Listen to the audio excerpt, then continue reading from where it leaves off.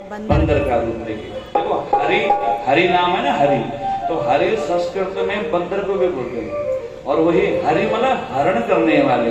ऐसे भगवान का नाम भी क्या है, हरि है। तो भगवान ने कहा कि नारद जी ने कहा ना कि प्रभु मैं तो आपसे मांग रहा हूँ, लेकिन जिस विधि मेरा भला हो वही आप मेरे साथ करना। तो भगवान जानते हैं कि हमारा भला किसमें है, तो भगवान ने क्या बनाया, बंदर बना दिया नारद जी को। अब बंदर रूप धारण करके नारद जी उस लाइन में खड़े हैं। राजकुमारी आई, अब नारद जी को तो परम विश्वास है कि मुझसे सुंदर इस सभा में कोई है ही नहीं, तो वरमाला पड़ेगी तो किससे गले, मेरे ही गले पड़ेगी। और नारद जी से जब जैसे सामने आए तो नारद जी गर्दन आगे कर रहे हैं कि देवी जी मैं यहाँ हूँ, लेकिन देवी जी तो उनको देख करके आगे बढ़ गई।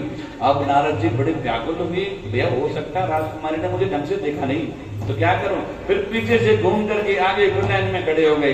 नारद जी फिर जयमाला लेके, देव राजकुमारी फिर जयमाला लेके आई, नारद जी ने फिर गर्दन बढ़ाई, लेकिन राजकुमारी फिर देख करके अनदेखा करके हुई आगे बढ़ी। अब नारद जी को बड़ा आश्चर्य हुआ कि भाई देवी जो है इस प्रकार मुझे देख नहीं रही है, या मेरा स्वरूप ऐसा नहीं है। तो बगल में भगवान शंकर के भेजे हुए दो पार्षद थे, शिवगण थे, उन्होंने कहा नारद जी क्या चाहते हो, बोले भैया हम तो इतने सुंदर लग रहे हैं और ये देवी जो है वरमाला मेरे गले में डालने नहीं है। बोले पहले अपने शकल को देखो। नारद जी ने जल में देखा जब अपना स्वरूप, तो स्वरूप क्या था, बंदर के समान चेहरा।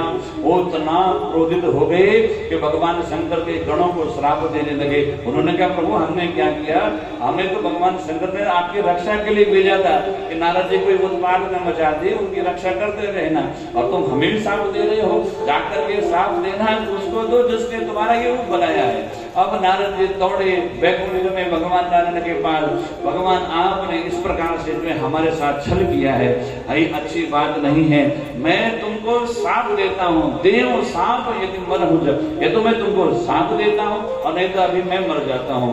भगवान ने कहा ये तो बड़ी विकटता हुई भाई। तो नारद जी ने साप दिया कि मैं तुम्हें साप देता हूँ, जिस प्रकार तुमने मुझे दुल्हन के लिए, वधू के लिए बरबर भटकाया है, ऐसे ही दर दर तुम भी अपनी पत्नी के लिए भटकोगी, और जिन बंदर का रूप तुमने मुझे दिया है ना, वही बंदर तुम्हारा सहारा बनेंगे। और साप दे करके, और जब आदमी क्रोधित होता है तो अपने मन की बड़ाई दिखा देता है, लेकिन तब बाद में पछताता है कि भाई मैंने तो ये बहुत बुरा किया। तो अब पछताए हो तो क्या, जब चिड़े चुपे पेट।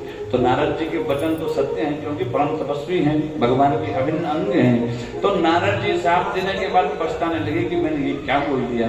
अभिमान में, भगवान तो सब प्रकार से हमारी रक्षा करने वाले थे, तो भगवान को नारद जी ने कहा प्रभु मेरा अपराध क्षमा करें, मैं मूर्ख में समझ नहीं पाया आपकी किस प्रकार कैसी माया है, आपकी माया ही संसार को चला रही है।